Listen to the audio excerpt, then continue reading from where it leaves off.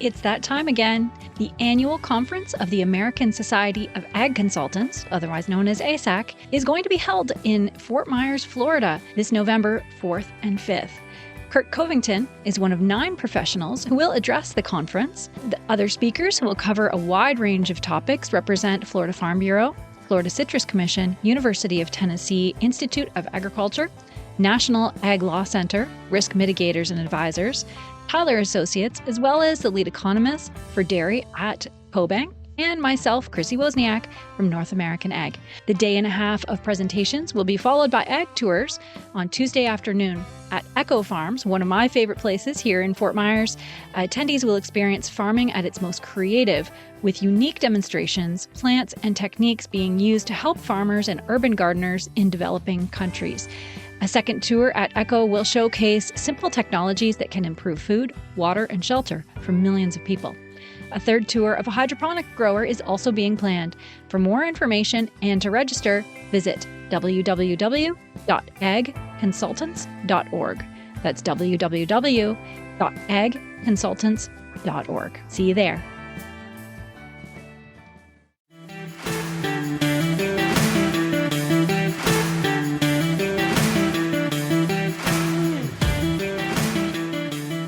Welcome to North American Ag Spotlight. I'm Chrissy Wozniak.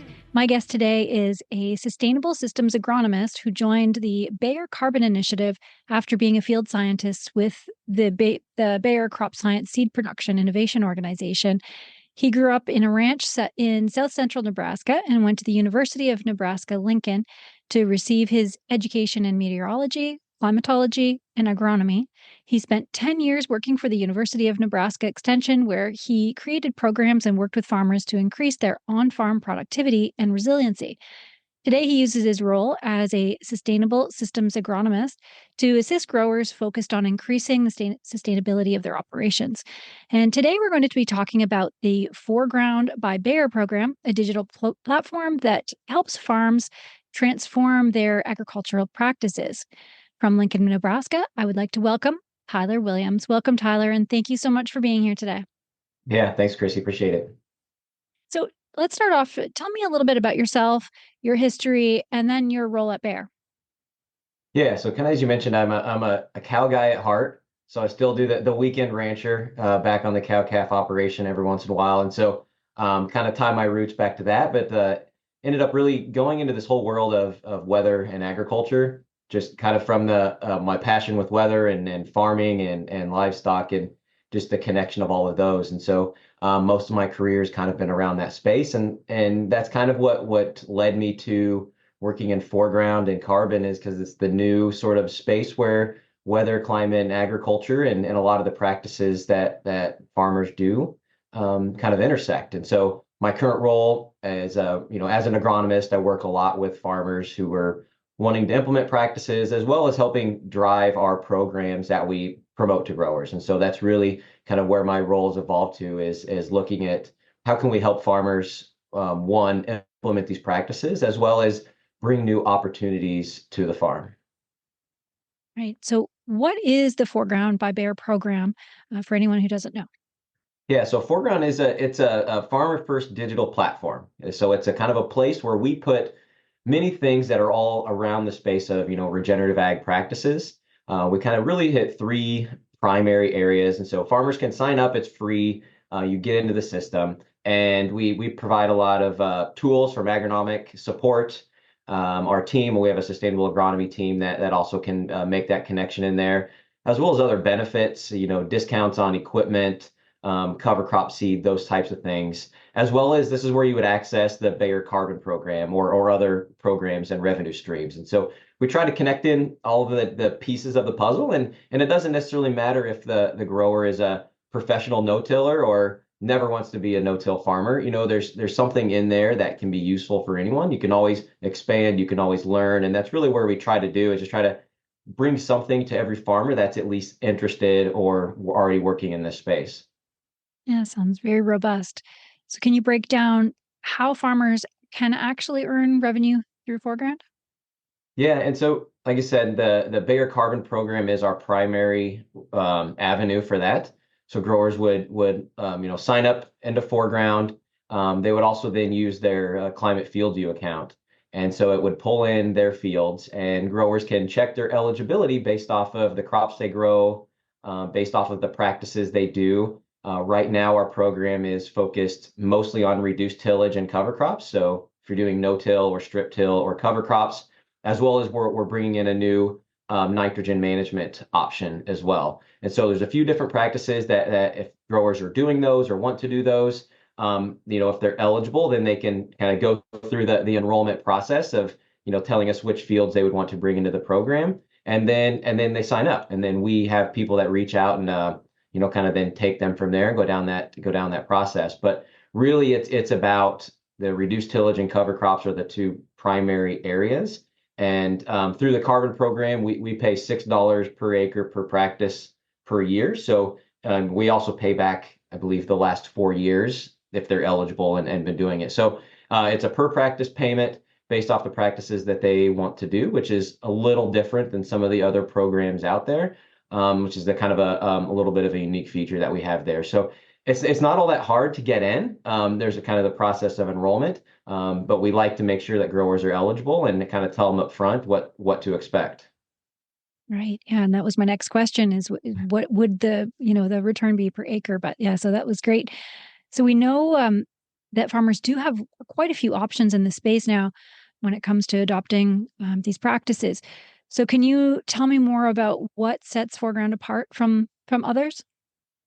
Yeah, and so ForGround again is kind of the platform that's kind of a little everything is there. We're Right. really just to try to meet something for everyone. And then when they start going down this revenue stream path, we've got Bayer Carbon Program, but we also work with a company like Purdue in the East Coast. And so if you're in that area, then you might be eligible for that program. And so really what sets ours apart is the payment by practice as well as the historical payment. So we can pay back to 2020 if they started those practices within that window, and sort of that kind of guarantee up front and knowing what they have and what what they'll make off joining the program. And we like to really lean on sort of our network out there as well. So farmers, if they already have a Bayer representative that they work with, they can kind of stay with someone they're comfortable, kind of stay within the same ecosystem. So if they're have questions on one thing or another, then they know who to go to.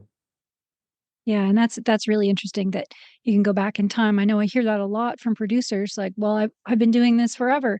So, there's really nothing for me here." But in my opinion, there is no better steward of the land than a farmer. I'm sure you agree. There are a lot of there's a lot of talk about how sustainable practices um, are important to farmers and the soil, but there's a lot of greenwashing that's happening too, even within our industry. And it's hard to differentiate between the two. So what are some practical ways that we can measure success? Yeah, and it does all come down to the farm and what happens on the field. Anytime I talk with a farmer, that's it first and foremost has to work on the operation.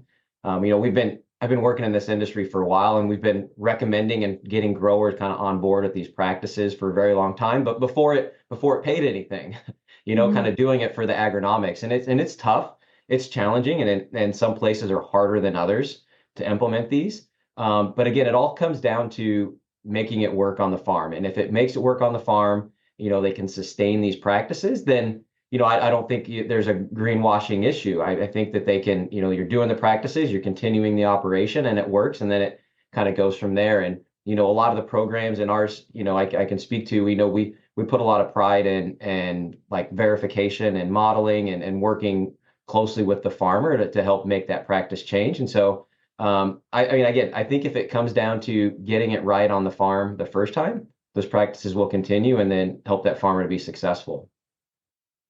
And then what most often holds a producer back from getting into this type of program, in your opinion? Yeah, so a couple things. One is, it doesn't work that easy on every farm. So no-till is not a new thing. It's been around for a very long time. And a lot of times there's reasons or challenges of why they aren't doing no-till or, other reduced tillage practices. And cover crops are sort of the same way. You get further north, it becomes a little bit more challenging. And so sometimes it's reprioritizing kind of the goals. There has to be a goal to do these practices. And so again, getting those practices right the first time is very helpful. Testing it on a piece of ground instead of going the whole farm all at once is also a great way to, again, kind of that barrier to entry. So that's kind of the agronomic side, right? It's just getting there. And then but then there's the program side. There's a lot of, I think, a lot of nuances out there. I think there's, it's definitely a new space. So I think there's a steep learning curve with trying to get things right. I think farmers in general are hesitant because they don't know exactly what to expect, what's on the other side, what's on the other side of a contract.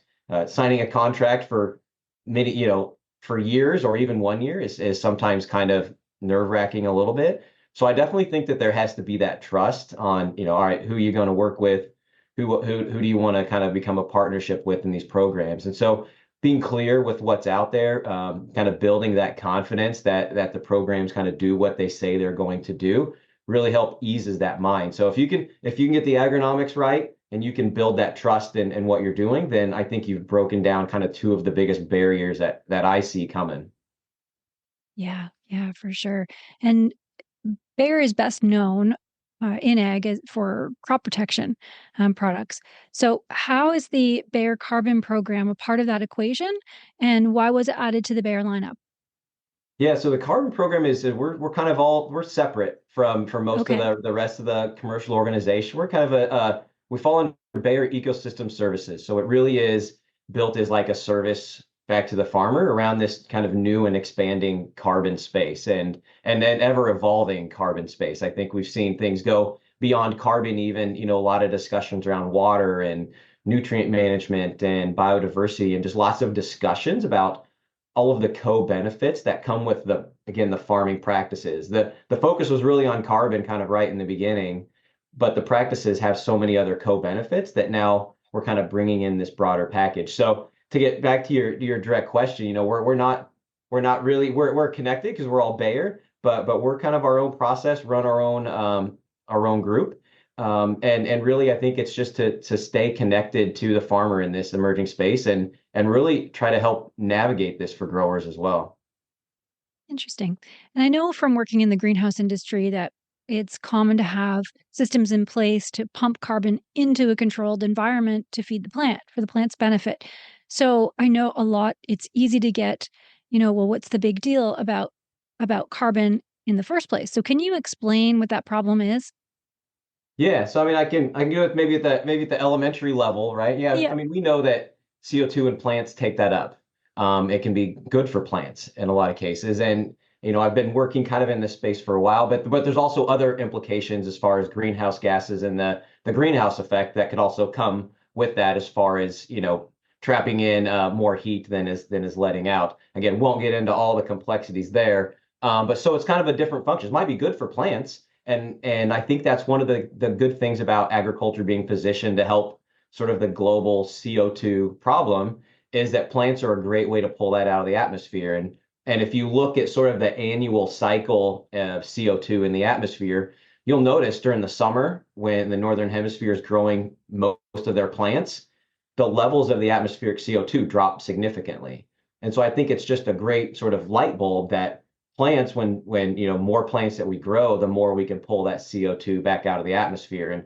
And really that is kind of the foundation of a lot of the carbon programs, is the fact that plants can kind of pull that CO2 out of the atmosphere and put it down into organic matter and then down into the soil. And so there's kind of the connection there between atmospheric CO2 and plant growth, but really it's what plants can do for general CO2 in the atmosphere anyway, and maybe the unintended consequences of having high CO2 from a greenhouse gas standpoint.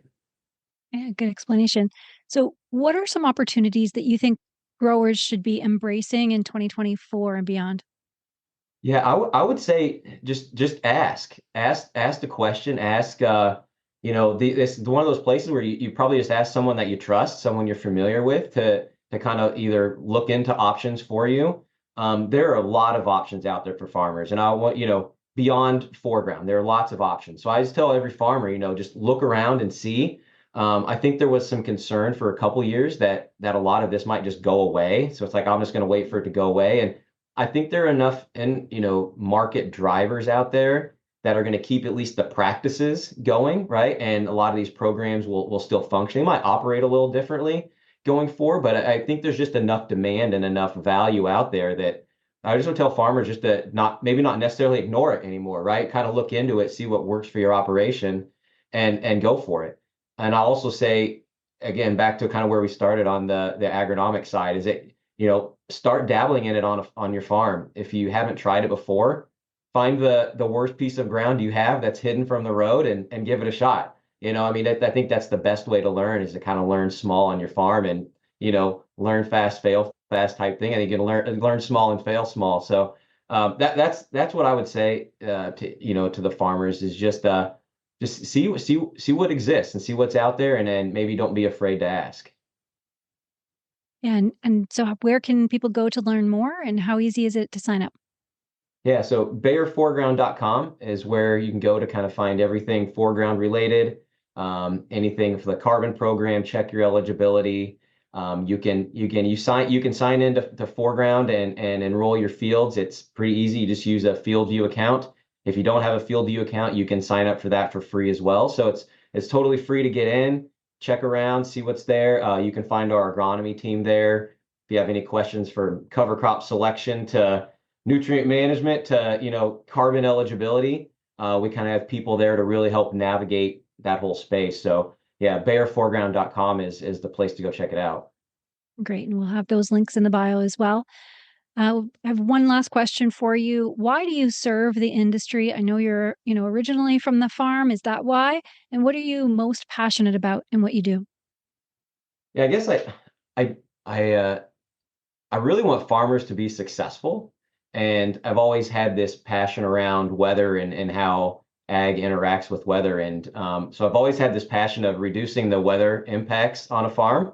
If you can reduce the, kind of the extreme weather, the heavy rainfall, there's just a lot of negative things that come when you can get this, extreme weather that might hit a farm. So I've always had that passion of, all right, let's be more resilient. Let's be able to kind of withstand some of these extreme events. Let's make the drought not so bad, and all of those things, just to really help the farm sustain itself over time. So that's really kind of where my passion lies, is that. And I got into this space because I watched Twister. If you're a Twister kid or not, so I wanted to go be a storm chaser. And well, you don't get paid to be storm chasers, at least not very often. But I learned there's a real strong need to tie it back to agriculture and all the impacts. So really, that intersection of resiliency on a farm with weather is really where my passion's at. And now a lot of those things we would do on a farm, now there's other values to it. And so it's great to be able to work in that service to bring some of that value back to the farm. Yeah, that's inspirational. And I have a funny Twister story. It came out when I was in high school, and there's a drive-in theater, and it was in my hometown, or just outside of my hometown. And while they were playing Twister, a tornado came and took out the other screen while it was playing, which was pretty funny. Yeah. That would not be a good scene to go through then. Yeah. Well, thank you so much, Tyler, for joining me today. And thanks to all who are watching or listening. If you want to learn more, as I said, the links are provided in the show notes. And don't forget to subscribe to North American Egg Spotlight on Spotify, Apple, Amazon, Listen Notes, Rumble, Telegram, or wherever you listen to podcasts. And if you liked the episode, I would love it if you shared it. And have a great day.